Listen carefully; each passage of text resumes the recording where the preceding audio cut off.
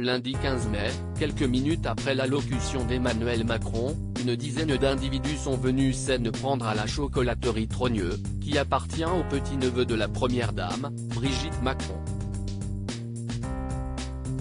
Descendu voir ce qu'il se passait, le trentenaire a été roué de coups. Depuis sa chocolaterie est surveillée de près. Sans son voisin, Jean-Baptiste Trogneux aurait sans doute subi davantage de blessures. Selon le père de la victime, Jean-Alexandre Trogneux, qui s'est exprimé au micro de BFM TV: quand je parle de roué de coups, si est des coups de poing dans la figure, à plusieurs reprises, ils l'ont jeté au sol et l'ont tabassé avec des coups de pied dans la tête, dans la tempe, dans les doigts, dans les bras, expliquant que les blessures du jeune homme nécessitent de passer un scanner cérébral. Il a une commotion, plusieurs doigts abîmés, des côtes cassées, a détaillé l'homme, ajoutant que 4 jours dits lui avaient été prescrits. Après les faits, le jeune homme s'est vu proposer une protection rapprochée eu égard aux raisons politiques à l'origine de son agression.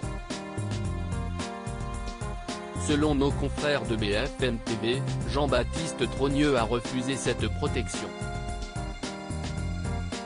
En revanche, la police a reçu pour consigne de faire preuve d'encore plus de vigilance et de passer régulièrement devant la boutique, sans pour autant qu'un dispositif policier ne soit stationné devant la chocolaterie.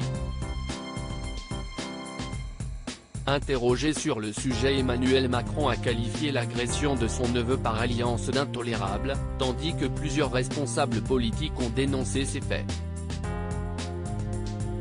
D'après BFM TV, ce n'est pas le premier incident dont est victime la famille de Brigitte Macron.